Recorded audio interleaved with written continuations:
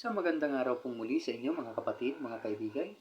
Muli po, nandito si Balintataw ng Agila upang kayo po ay handugan ng isa na naman pong tula. Ang pamagat po ng tula na aking bibigkasin, basihan sa pagpili ng kandidato. Labis akong nalulunos dun sa ibang kakapatid. Bakit kanyang kahalalan ay nagawang ipagpalit? Sa kukunting pakinabang at sa mga pagsasakit sa buhay na para lamang dito sa ating daigdig. Ilaw ang pagkakilala at kulang sa pananalig, labi silang matampuhin, parang mga batang paslit.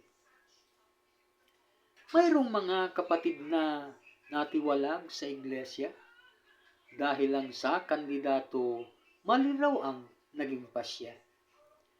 Bakit raw ba ang pinili, mandarambong mandaraya, marami na ang pinatay, ang gawain ay masama? Hindi raw ba nalalaman ng ating namamahala, balak lang ay magpayaman at sa pwesto'y magpasasa? Mayroong mga kapatid na tumanggap pa ng tungkulin, ngunit hindi na malagi pagkat iba ang layunin. Layunin niya na maghasik, kaisahan ay sirain, pasya ng namamahala, hangad niya ay wasakin. Yan ang mga sa iglesia ay umanib ng palihim na ang tanging hinahangad, ang iglesia ay gibain. Di pa rin ba nila alam tayo'y walang pakialam sa lahat ng kandidatong kung sino man ang mahalal?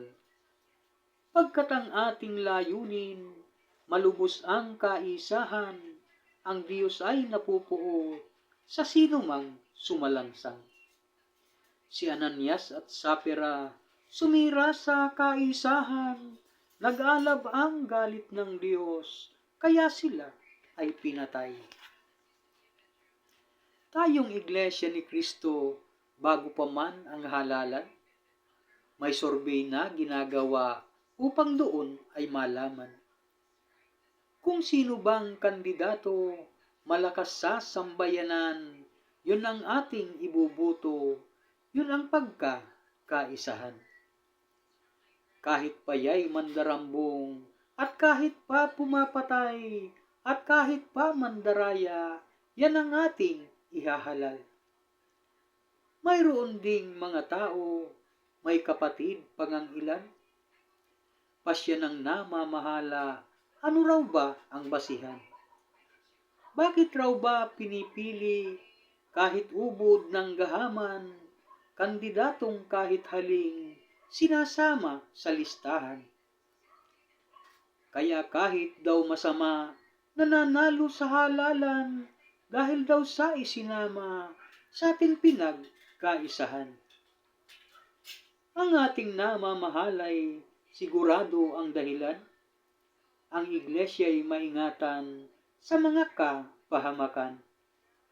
Kung kandidatong naluklok, hindi na pagkaisahan, ang iglesia ay gigipitin, ang pagsambay hahadlangan. Ayaw natin na mangyaring tayo'y walang kalayaan sa ating mga paglilingkod sa Diyos na Amang Banal. Ang ating namamahalay, sinisiguro ang lahat. Ang iglesia ay maingatan, walang dapat mapahamak. Sa lahat ng pagpapasya, siya ay higit na maingat upang tayo'y maihatid hanggang dun sa pagkaligtas. Huwag tayong magkamaling sa pasya ay sumalungat, ang puot ng ating Ama siguradong mag-aalab. Salamat po.